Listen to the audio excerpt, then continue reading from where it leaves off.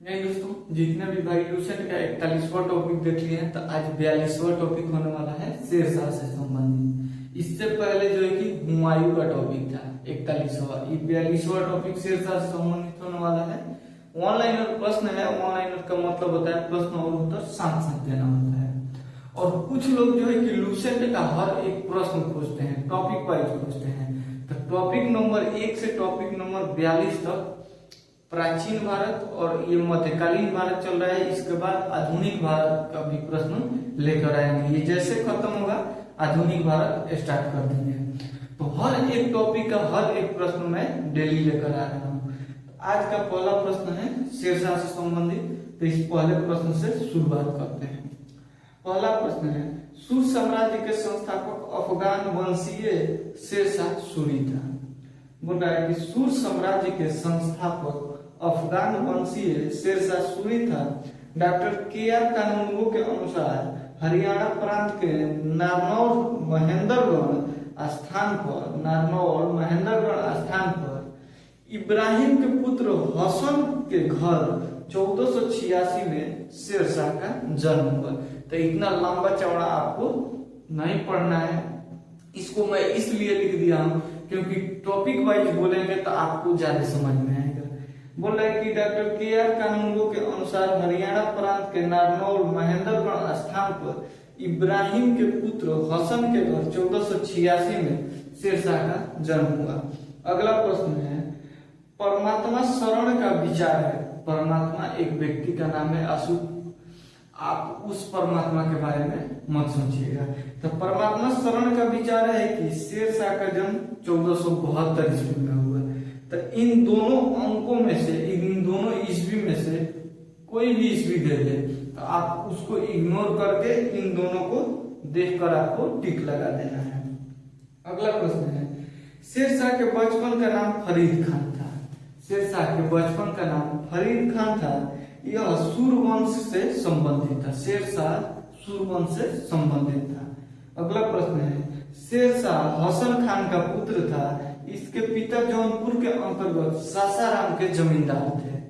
बोल रहा है कि शेरशाह हसन खान का पुत्र था। ये किसका पुत्र था? हसन खान का।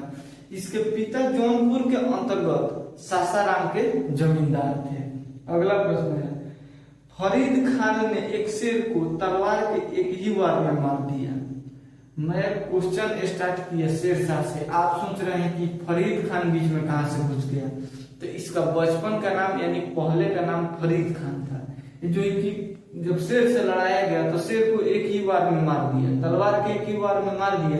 इससे जो है कि बिहार के अफगान शासक मोहम्मद, बोल रहा है कि बिहार के अफगान शासक सुल्तान मोहम्मद बहार खान लोहिया ने उसे शेर खान की उपाधि दे दिया।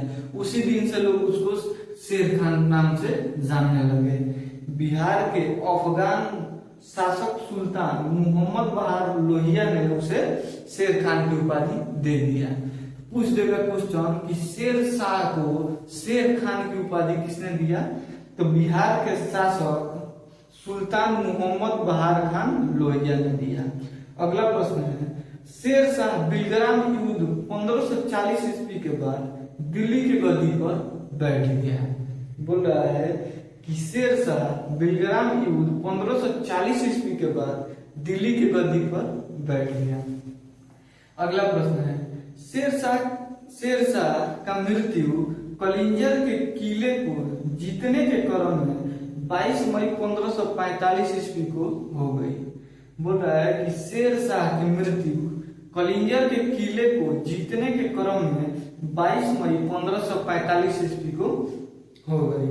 अगला प्रश्न है, कलिंजर का शासक किरत सिंह था। कलिंजर का शासक कौन था? किरत सिंह था। अगला प्रश्न है, हिंद तथा ईरानी वास्तुकला। ये वास्तुकला क्या है? तो हिंद तथा ईरानियों के समय जो भी वस्तु बनाया जाता था उस वस्तु को किस कला से निर्मित किया जाता था उसके बारे में बोल रहा है। तो हिंद तथा ईरानी वास्तुकला के समन्वय का प्रथम उदाहरण शेरशाह का मकबरा है। पूछ देगा क्वेश्चन, हिंद तथा ईरानी वास्तुकला के समन्वय का प्रथम उदाहरण क्या है? तो शेरशाह का मकबरा है। क्वेश्चन पूछ देता है शेरशाह का मकबरा कहाँ है, तो सासाराम में है। शेरशाह का मकबरा सासाराम में है। अगला प्रश्न है रोहतासगढ़ किला। रोहतासगढ़ किला, किला एक कुहवान दिल्ली नामक मस्जिद का निर्माण शेरशाह के द्वारा करवाया गया। बोल रहा है कि रोहतासगढ़ किला, किला एक कुहान दिल्ली, किला एक कुहान दिल्ली नामक मस्जिद का निर्माण शेरशाह के द्वारा करवाया गया। अगला प्रश्न है शेर, बोल रहा है कि शेरसूर नामक नगर को शेरशाह ने बसाया। बोल रहा है कि शेरसूर नामक नगर को शेरशाह ने बसाया। शेरसूर नामक नगर को शेरशाह ने बसाया। अगला प्रश्न है शेरशाह का उत्तराधिकारी उसका पुत्र इस्लाम शाह हुआ। शेरशाह का उत्तराधिकारी उसका पुत्र इस्लाम शाह हुआ। अगला प्रश्न है शेरशाह ने भूमि के माप के लिए 32 अंक वाला सिकड़ी। बोल रहा है कि शेरशाह ने भूमि के माप के लिए 32 अंक वाला सिकंदरी गज एवं सन की डंडी का प्रयोग किया। क्या होता है कि हम लोग के देहात में जो अमीन आते हैं वो कड़ी लेकर आते हैं नापने के लिए। हम लोग क्या करते हैं, हम लोग को कड़ी से समझ में नहीं आता है तो हम लोग जो है कि 50 फीट वाला इंची टेप निकाल देते हैं। तो जहाँ कड़ी से जिसको समझ में नहीं आता है उसको जो है कि इंची टेप से नाप कर बता देते हैं कि इतना फीट है, चौड़ाई इसका इतना है, लंबाई इसका इतना है। कड़ी से इतना कड़ी चौड़ाई है, इतना कड़ी लंबाई है। तो ये जो है कि उस समय 32 अंक वाला सिकंदरी गज का उपयोग किया था। अगला प्रश्न है शेरशाह ने 178 ग्रेन चांदी का रुपया 380 ग्रेन तांबे का दाम चलवाया।